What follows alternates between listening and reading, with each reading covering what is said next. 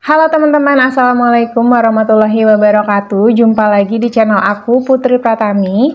Di video kali ini aku akan membahas mengenai efek penggunaan Kalusol. Nah, kenapa aku membuat video ini? Karena aku masih melihat jarang banget orang yang mengedukasi tentang ini. Dan untuk sumber informasinya aku dapat dari mana aja, nanti bakal aku taruh di description box. Jadi aku tuh bukan mengarang ya guys. Oke, kita langsung aja ke videonya. Nah, buat yang belum tahu Kalusol tuh yang ini guys. Jadi Kalusol itu adalah obat yang berfungsi untuk menghilangkan kutil, kapalan, maupun mata ikan. Nah, si Kalusol ini dia termasuk ke dalam obat bebas, jadi teman-teman bisa mendapatkan obat ini tanpa harus punya resep dari dokter. Nah, untuk komposisinya, dalam satu botol kecil ini, dia mengandung salisilik asid itu 0,2 gram, kemudian lasitik asid itu 0,05 gram, dan polidokanol 0,02 gram. Untuk cara kerja dari obat ini adalah dia melunakkan bagian-bagian kulit yang mengeras akibat kutil, mata ikan, maupun kapalan. Nah, ketika kita mengoleskan cairan ini, maka cairan ini dapat mempercepat proses pengelupasan dan penggantian kulit mati yang sudah terkelupas, guys. Tapi kalian juga harus tahu kalau si Kalusol ini dia tidak boleh digunakan di area kulit yang masih sehat. Kemudian tidak boleh digunakan di area tai lalat dan juga tidak boleh digunakan di tanda lahir. Jadi buat apa kalian menghilangkan tanda lahir kalau misalkan kalian hilang gimana guys? Nanti nggak ketemu. Oke, stop. Next, ke asam salisilat. Boleh nggak sih digunakan untuk ibu hamil dan menyusui? Nah, untuk asam salisilat ini sudah dilakukan penelitian pada hewan dan hasilnya adalah terdapat efek samping pada janin. Tapi belum ada penelitian terhadap wanita hamil. Jadi baru dilakukan penelitian kepada binatang aja guys. Jadi di artikel yang aku temukan adalah obat ini boleh dipakai apabila manfaatnya itu lebih besar daripada resikonya terhadap janin. Kalau manfaatnya itu lebih baik dan resikonya nggak terlalu gimana-gimana, obat ini masih bisa dipakai.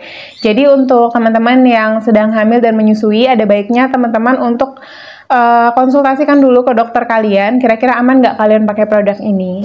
Kemudian untuk ibu yang sedang menyusui juga belum ada penelitian bahwa Kalusol ini bisa terserap sampai ke ASI. Jadi seperti yang aku bilang tadi, ada baiknya teman-teman konsultasikan dulu ke dokter kandungan kalian, kira-kira kalian boleh nggak pakai produk ini. Dan di sini ada beberapa hal yang sangat-sangat penting banget yang perlu kalian perhatikan sebelum kalian menggunakan Kalusol. Oke, yang pertama adalah jangan gunakan Kalusol jika kamu ada alergi dengan salah satu kandungan yang terdapat dalam Kalusol ini. Jadi kalian lihat dulu komposisinya, kira-kira di kandungan tersebut ada nggak zat-zat yang bikin kalian alergi. Next, kalian harus menghindari penggunaan jika kamu memiliki penyakit diabetes atau penyakit arteri perifer. Terus yang ketiga adalah konsultasikan dulu ke dokter jika kamu mengidap penyakit ginjal, kira-kira boleh nggak pakai produk ini. Next, jangan gunakan pada mata, wajah, bagian kulit dalam atau mukosa, kemudian pada luka terbuka dan juga kutil yang berada di area kelamin. Terus kalian juga jangan gunakan ini pada tahi lalat dan kutil yang berbulu. Nah, kutil itu kan biasanya ada yang kayak ada rambut-rambutnya gitu ya, dan ini nggak bisa dipakai di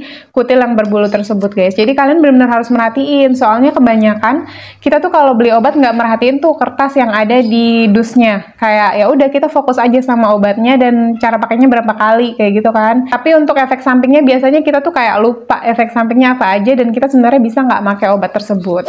Terus kalian juga harus mengkonsultasikan jika kalian menggunakan Kalusol bersamaan dengan suplemen, obat, atau obat-obatan herbal lainnya, itu kalian harus konsultasikan kira-kira ada efek sampingnya atau enggak. Lalu seperti yang udah aku bahas sebelumnya, kalau kamu ibu hamil dan ibu menyusui wajib banget konsultasi sama dokter sebelum menggunakan produk ini. Jadi jangan asal pakai ya untuk ibu hamil dan menyusui. Next, jangan pernah mengoleskan Kalusol di area payudara, apalagi kalau misalnya teman-teman sedang menyusui. Dan yang terakhir adalah segera temui dokter jika setelah penggunaan kalian ada iritasi segala macam itu, kalian langsung temuin dokter ya, jangan dilanjutin juga penggunaannya. Kemudian yang akan aku bahas selanjutnya adalah tentang dosis dan aturan pakainya. Oke, yang pertama adalah oleskan Kalusol di bagian kulit yang terdampak mata ikan, kutil, atau kapalan. Itu kalian bisa lakukan 2 kali sehari aja di kutil, kapalan, atau di mata ikan yang kalian punya sampai benar-benar hilang. Nah, untuk mengoleskannya, kalian bisa olesin langsung pakai si kuas yang nempel di tutupnya. Jadi di tutupnya ini udah ada kuasnya guys, udah praktis banget ya. Nah, setelah kalian olesin ini, kalian diamkan selama 5 menit. Setelah 5 menit itu, kalian bisa tutup pakai plester atau kasa supaya nggak ada debu atau bakteri yang menempel. Nah, setelah beberapa jam, kalian bisa buka dan bersihkan menggunakan air hangat. Terus kalian bisa ulangin di malam harinya. Jadi kalau tadi paginya kamu udah pakai, terus beberapa jam kemudian udah kalian bersihkan dengan air hangat, pakai lagi di sore atau di malam hari ya. Kalau misalnya di sore kan biasanya masih beraktivitas lagi, jadi lebih baik pakainya di malam hari ketika mau tidur. Dan untuk menyimpanannya sendiri, si Kalusol ini kita wajib banget simpannya di tempat yang kering dan jangan sampai terkena paparan sinar matahari secara langsung. Kemudian ada nggak sih interaksi Kalusol ini terhadap obat lain? Nah, jadi penggunaan Kalusol ini kan dia ada asam salisilatnya. Nah, asam salisilatnya ini dia meningkatkan proses penyerapan obat oles yang lainnya. Jadi ketika menggunakan Kalusol atau obat-obat yang mengandung asam salisilat, itu akan meningkatkan proses penyerapan ketika kita menggunakan obat oles lainnya di waktu yang bersamaan. Kayak obat jerawat, kayak gitu-gitu juga termasuk. Nah, obat jerawat itu biasanya dia kan mengandung adapalen atau retinoin topikal. Hal itu dapat meningkatkan resiko terjadinya kulit kering dan iritasi, teman-teman. Jadi, baru tahu kan ternyata penggunaan Kalusol itu bisa ngaruh ke obat-obat yang lainnya. Next, yang terakhir adalah efek samping dan bahaya penggunaan Kalusol.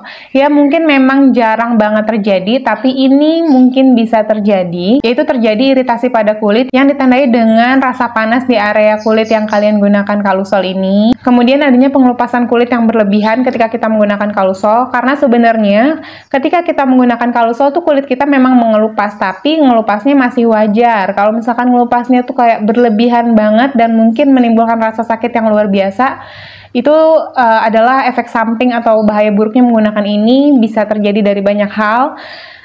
Mungkin aja kalian alergi dengan kandungannya, atau kalian gak cocok, itu juga bisa jadi, atau cara pakainya salah. Pokoknya banyak hal lah yang bisa memicu hal tersebut bisa terjadi. Kemudian yang terakhir adalah bisa muncul luka yang disertai nanah. Jadi teman-teman, kalau misalnya udah ada tanda-tanda seperti itu, teman-teman bisa stop dan konsultasikan ke dokter kenapa hal tersebut bisa terjadi. Oh ya, buat teman-teman yang pernah nonton video aku menghilangkan mata ikan menggunakan plester mata ikan dan juga Kalusol. Nah, di situ kan aku menggunakan Kalusol di kulit aku yang sedang terbuka. Nggak luka sih, karena itu kan kulit mati yang ngelupas gitu ya kalau menurut aku. Cuman ada sedikit luka terbuka, jadi kayak perih gitu. Itu aku tidak menyarankan teman-teman untuk menggunakan, tapi aku kayak bereksperimen sendiri, ternyata sengaruh itu di kaki aku. Nah, setelah teman-teman nonton video ini, jadi teman-teman bisa lebih terbuka gitu, bisa lebih tahu sebelum kalian menggunakan suatu obat ya. Dan teman-teman boleh banget request kira-kira di next video aku harus buat video apa lagi. Nah, mungkin segitu aja video dari aku kali ini. Semoga bermanfaat. Jangan lupa untuk di like, comment, dan subscribe. Sampai jumpa di videoku yang selanjutnya. Bye. Assalamualaikum.